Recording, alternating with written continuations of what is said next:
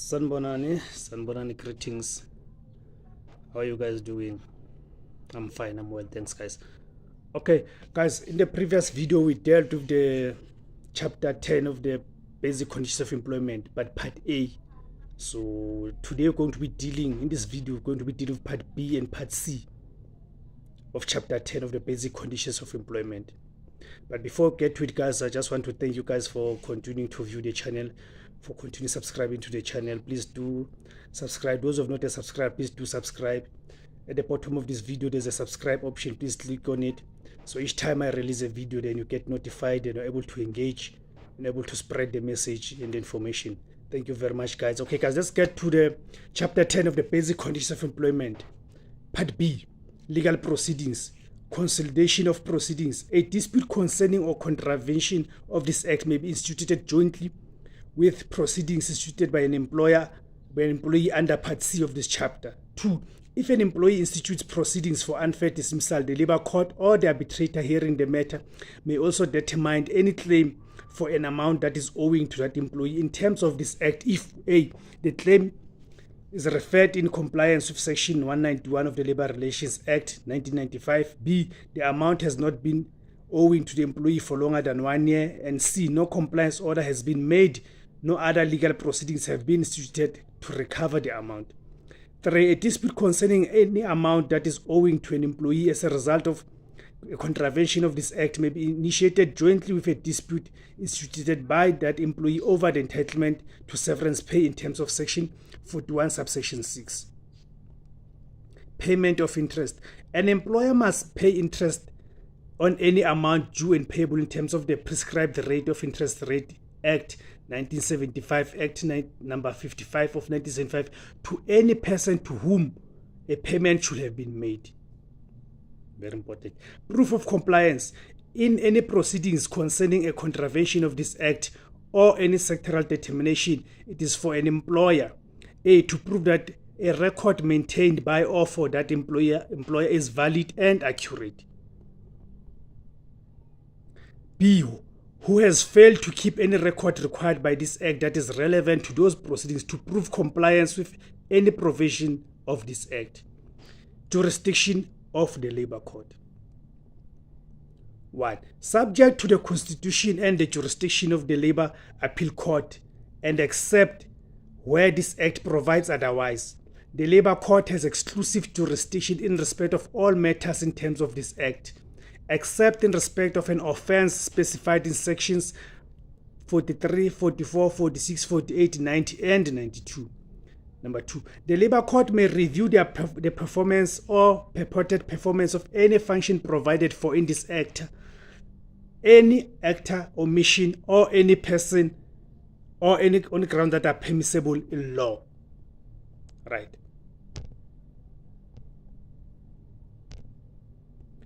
All right. The Labor Court, number 3, the Labor Court has concurrent jurisdiction with the civil courts to hear and determine any matter concerning a contract of employment, irrespective of whether any basic condition of employment constitutes a term of that contract. Number 4, subsection 1 does not prevent any person relying upon a provision of this act to establish that a basic condition of employment constitutes a term of a contract of employment in any proceedings in a civil court or an arbitration held in terms of an agreement.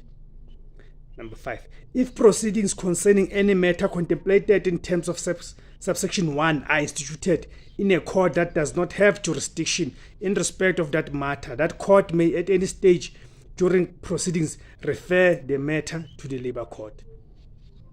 Part C, protection of employees against discrimination. Rights of employees.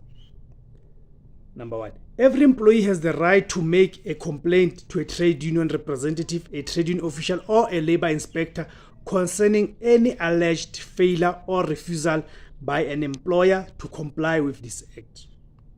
B, discuss his or her condition of employment with his or her fellow employees, his or her employer, or any other person. C, refuse to comply with an instruction that is contrary to this act and any sectoral determination. D, refuse to agree to any terms of condition of employment that is contrary to this act or any sectoral determination. E. Inspect any record kept in terms of this act that relates to the employment of that employee. F. Participate in proceedings in terms of this act. G. Request the trade union representative or a labor inspector to inspect any record kept in terms of this act and that relates to the employment of that employee. Number 2, every trade union representative has the right at the request of the employee to inspect any record kept in terms of this act that relates to the employment of that employee. Right. Protection of rights. Number 1, in this section, employee includes a former employee or an applicant for employment. Number 2, no person may discriminate against an employee for exercising a right conferred by this part, and no person may do or threaten to do any of the following.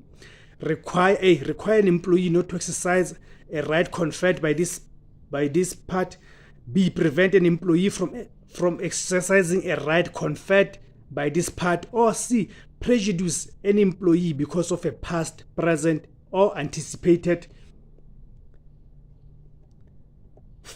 failure or refusal to do anything that an employer may not lawfully permit or require an employee to do. Disclosure of information that the employee is lawfully entitled or required to give to another person. Or 3. Exercise of a right conferred by this part.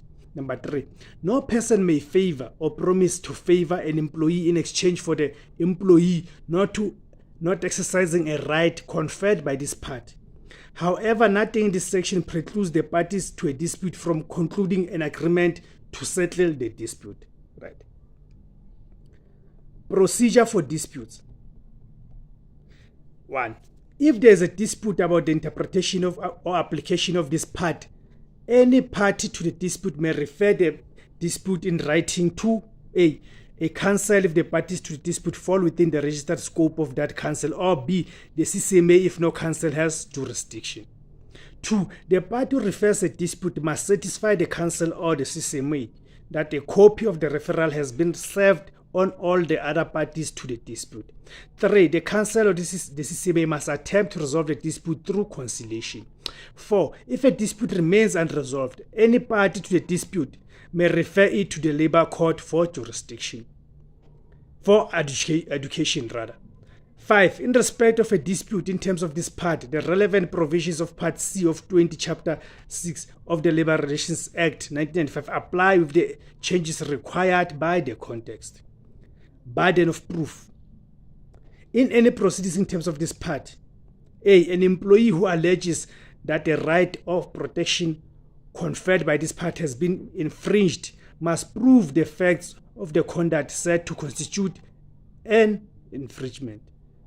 Right? B. The party who allegedly engaged in the conduct in question must then prove that the conduct did not infringe any provision of this part. All right, guys.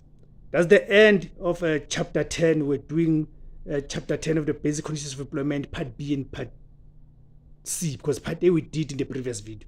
Okay? Thank you very much, guys. Then the next video will deal with Chapter 11 of the Basic Conditions of Employment. Guys, I still urge you guys to please share these videos on WhatsApp, Twitter, Facebook, whatever social media platform you are using. Please share these videos to ensure that information reaches as much wider audience as it possibly can, to inform and empower people. Right? Those who have not yet subscribed, please do subscribe to the channel, guys. Thank you very much, guys. Makhanyi.